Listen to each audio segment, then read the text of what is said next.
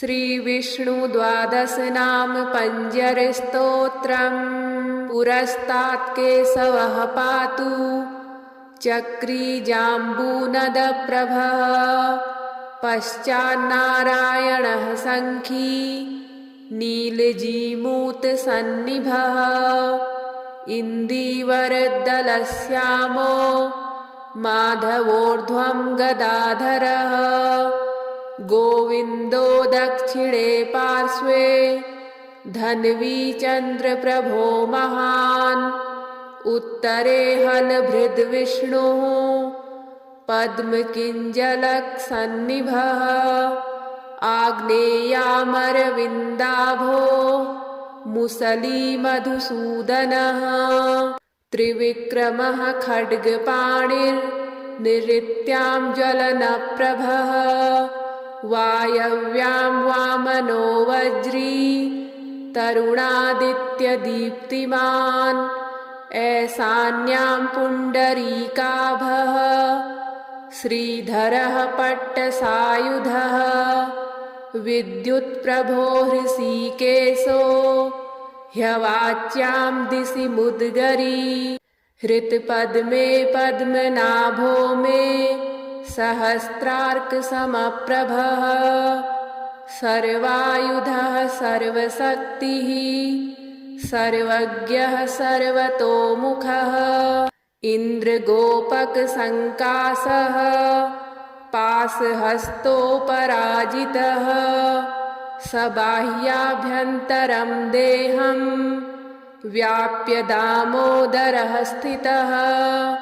एवं सर्वत्र मच्छिद्रं नाम 12 पंजरम्। प्रविष्टोऽहं न मे किञ्चिद् भयं नास्ति कदाचन।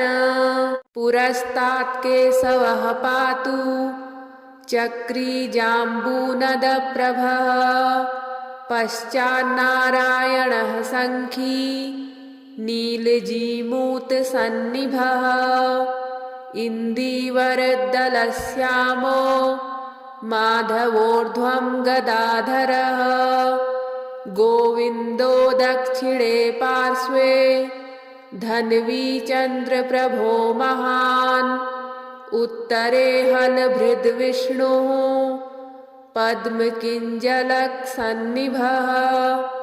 आग्नेयामरविन्दाभो मुसलीमधुसूदनः। त्रिविक्रमः खड्गपाणिर्निरृत्यां ज्वलनप्रभः। वायव्यां वामनो वज्री तरुणादित्यदीप्तिमान्। ऐशान्यां पुण्डरीकाभः श्रीधरः पट्टसायुधः। विद्युत्प्रभो हृषीकेशो ह्यवाच्यां दिशि मुद्गरी। हृत्पद्मे पद्मनाभो मे सहस्रार्कसमप्रभः। सर्वायुधः सर्वशक्तिः सर्वज्ञः सर्वतोमुखः। इन्द्रगोपकसङ्कासः पाशहस्तोपराजितः। सबाह्याभ्यन्तरं देहं व्याप्य दामोदरः स्थितः। एवं सर्वत्र मच्छिद्रं नाम 12 पंजरम्। प्रविष्टोऽहं न मे किञ्चिद् भयं नास्ति कदाचन।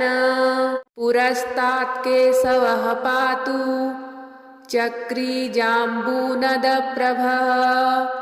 पश्चान्नारायणः शङ्खी नीलजीमूतसन्निभः।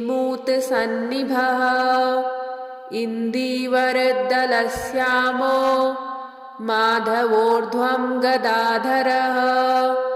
गोविन्दो दक्षिणे पार्श्वे धन्वी चन्द्रप्रभो महान्। उत्तरे हलभृद्विष्णुः पद्मकिञ्जलक्सन्निभः।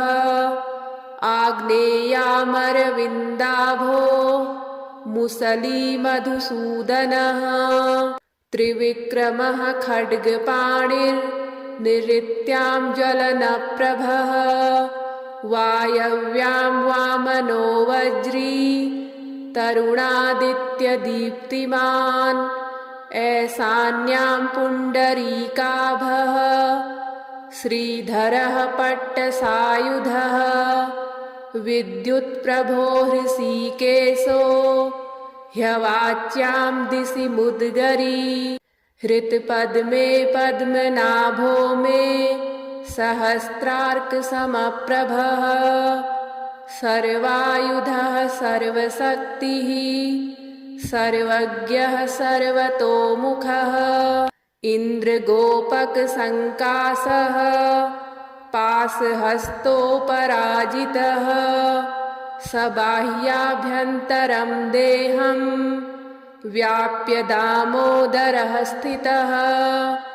एवं सर्वत्र मच्छिद्रं नाम 12 पञ्जरं प्रविष्टोऽहं न मे किञ्चिद् भयं नास्ति कदाचन पुरस्तात् केशवः पातु चक्री जाम्बूनदप्रभः पश्चान्नारायणः सङ्खी नीलजीमूतसन्निभः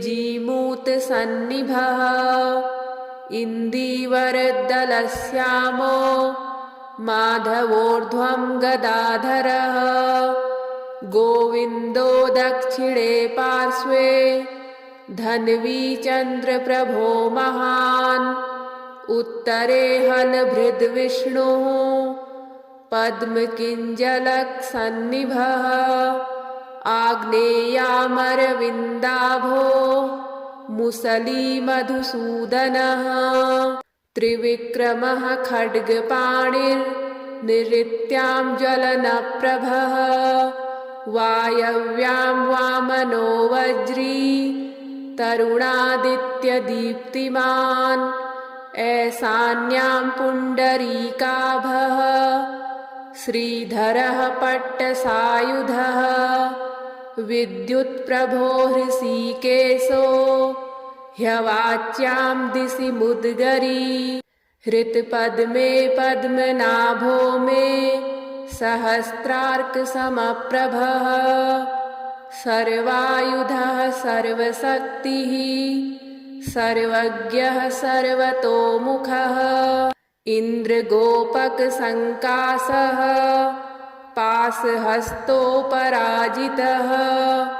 सबाह्याभ्यन्तरं देहं व्याप्य दामोदरः स्थितः एवं सर्वत्र मच्छिद्रं नाम 12 पञ्जरं प्रविष्टोऽहं न मे किञ्चिद् भयं नास्ति कदाचन पुरस्तात् केशवः पातु चक्री जाम्बूनदप्रभः पश्चान्नारायणः सङ्खी नीलजीमूतसन्निभः इन्दीवरदलश्यामो माधवोर्ध्वं गदाधरः गोविन्दो दक्षिणे पार्श्वे धन्वी चन्द्रप्रभो महान् उत्तरे हलभृद्विष्णुः पद्मकिञ्जलक्सन्निभः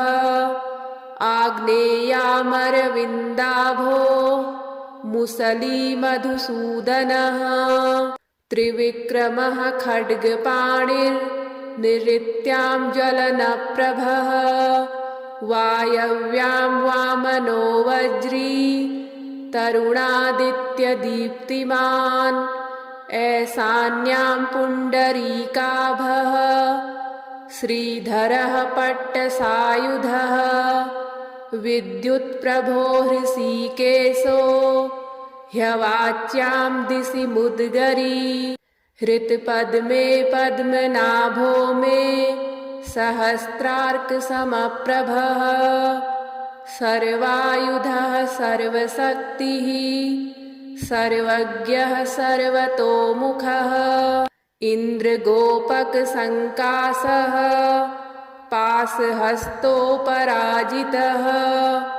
सबाह्याभ्यन्तरं देहं व्याप्य दामोदरः स्थितः एवं सर्वत्र मच्छिद्रम् नाम 12 पञ्जरम् प्रविष्टोऽहं न मे किञ्चिद् भयं नास्ति कदाचन पुरस्तात् केशवः पातु चक्री जाम्बूनदप्रभः पश्चान्नारायणः सङ्खी नीलजीमूतसन्निभः इन्दीवरदलश्यामो माधवोर्ध्वं गदाधरः गोविन्दो दक्षिणे पार्श्वे धन्वी चन्द्रप्रभो महान् उत्तरे हलभृद्विष्णुः पद्मकिञ्जलक्सन्निभः आग्नेयामरविन्दाभो मुसलीमधुसूदनः त्रिविक्रमः खड्गपाणिर्निऋत्यां ज्वलनप्रभः वायव्यां वामनो वज्री तरुणादित्यदीप्तिमान् ऐशान्यां पुण्डरीकाभः श्रीधरः पट्टसायुधः विद्युत्प्रभो हृषीकेशो ह्यवाच्यां दिशि मुद्गरी हृत्पद्मे पद्मनाभो मे सहस्रार्कसमप्रभः सर्वायुधः सर्वशक्तिः सर्वज्ञः सर्वतोमुखः इन्द्रगोपकसङ्कासः पाशहस्तोपराजितः सबाह्याभ्यन्तरं देहं व्याप्य दामोदरः स्थितः एवं सर्वत्र मच्छिद्रम् नाम 12 पञ्जरम् प्रविष्टोऽहं न मे किञ्चिद् भयं नास्ति कदाचन पुरस्तात् केशवः पातु चक्री जाम्बूनदप्रभः पश्चान्नारायणः सङ्खी नीलजीमूतसन्निभः इन्दीवरदलश्यामो माधवोर्ध्वं गदाधरः गोविन्दो दक्षिणे पार्श्वे धन्वी चन्द्रप्रभो महान् उत्तरे हलभृद्विष्णुः पद्मकिञ्जलक्सन्निभः आग्नेयामरविन्दाभो मुसलीमधुसूदनः त्रिविक्रमः खड्गपाणिर्निऋत्यां ज्वलनप्रभः वायव्यां वामनो वज्री तरुणादित्यदीप्तिमान् ऐशान्यां पुण्डरीकाभः श्रीधरः पट्टसायुधः विद्युत्प्रभो हृषीकेशो ह्यवाच्यां दिशि मुद्गरी हृत्पद्मे पद्मनाभो मे सहस्रार्कसमप्रभः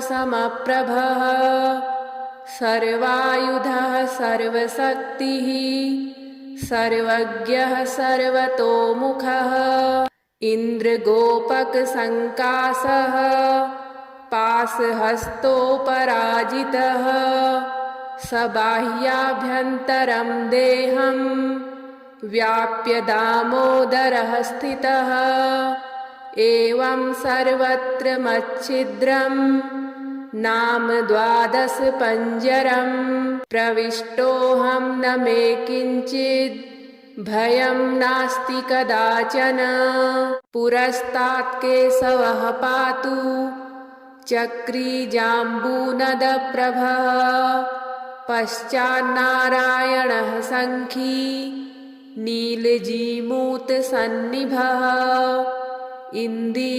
इन्दीवरदलश्यामो माधवोर्ध्वं गदाधरः गोविन्दो दक्षिणे पार्श्वे धन्वी चन्द्रप्रभो महान् उत्तरे हलभृद्विष्णुः पद्मकिञ्जलक्सन्निभः आग्नेयामरविन्दाभो मुसलीमधुसूदनः त्रिविक्रमः खड्गपाणिर्निरृत्यां ज्वलनप्रभः वायव्यां वामनो वज्री तरुणादित्यदीप्तिमान् ऐशान्यां पुण्डरीकाभः श्रीधरः पट्टसायुधः विद्युत्प्रभो हृषीकेशो ह्यवाच्यां दिशि मुद्गरी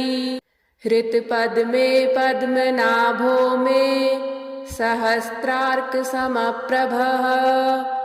सर्वायुधः सर्वशक्तिः सर्वज्ञः सर्वतोमुखः इन्द्रगोपकसङ्कासः पाशहस्तोपराजितः सबाह्याभ्यन्तरं देहं व्याप्य दामोदरः स्थितः एवं सर्वत्र मच्छिद्रं नाम 12 पञ्जरं प्रविष्टोऽहं न मे किञ्चिद् भयं नास्ति कदाचन पुरस्तात् केशवः पातु चक्रीजाम्बूनदप्रभः पश्चान्नारायणः सङ्खी नीलजीमूतसन्निभः इन्दीवरदलश्यामो माधवोर्ध्वं गदाधरः गोविन्दो दक्षिणे पार्श्वे धन्वी चन्द्रप्रभो महान् उत्तरे हलभृद्विष्णुः पद्मकिञ्जलक्सन्निभः आग्नेयामरविन्दाभो मुसलीमधुसूदनः त्रिविक्रमः खड्गपाणिर्निरृत्यां ज्वलनप्रभः वायव्यां वामनो वज्री तरुणादित्यदीप्तिमान् ऐशान्यां पुण्डरीकाभः श्रीधरः पट्टसायुधः विद्युत्प्रभो हृषीकेशो ह्यवाच्यां दिशि मुद्गरी हृत्पद्मे पद्मनाभो मे सहस्रार्कसमप्रभः सर्वायुधः सर्वशक्तिः सर्वज्ञः सर्वतोमुखः इन्द्रगोपकसङ्कासः पाशहस्तोपराजितः सबाह्याभ्यन्तरं देहं व्याप्य दामोदरः स्थितः एवं सर्वत्र मच्छिद्रं नाम 12 पञ्जरं प्रविष्टोऽहं न मे किञ्चिद् भयं नास्ति कदाचन पुरस्तात् केशवः पातु चक्रीजाम्बूनदप्रभः पश्चान्नारायणः सङ्खी नीलजीमूतसन्निभः इन्दीवरदलश्यामो माधवोर्ध्वं गदाधरः गोविन्दो दक्षिणे पार्श्वे धन्वी चन्द्रप्रभो महान् उत्तरे हलभृद्विष्णुः पद्मकिञ्जलक्सन्निभः आग्नेयामरविन्दाभो मुसलीमधुसूदनः त्रिविक्रमः खड्गपाणिर्निरृत्यां ज्वलनप्रभः वायव्यां वामनो वज्री तरुणादित्यदीप्तिमान् ऐशान्यां पुण्डरीकाभः श्रीधरः पट्टसायुधः विद्युत्प्रभो हृषीकेशो ह्यवाच्यां दिशि मुद्गरी हृत्पद्मे पद्मनाभो मे सहस्रार्कसमप्रभः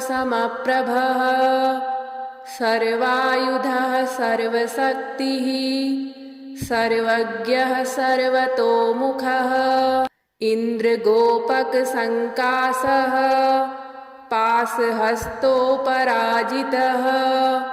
स बाह्याभ्यन्तरं देहं व्याप्य दामोदरः स्थितः एवं सर्वत्र मच्छिद्रं नाम 12 पञ्जरं प्रविष्टोऽहं न मे किञ्चिद् भयं नास्ति कदाचन पुरस्तात् केशवः पातु चक्री जाम्बूनदप्रभः पश्चान्नारायणः सङ्खी नीलजीमूतसन्निभः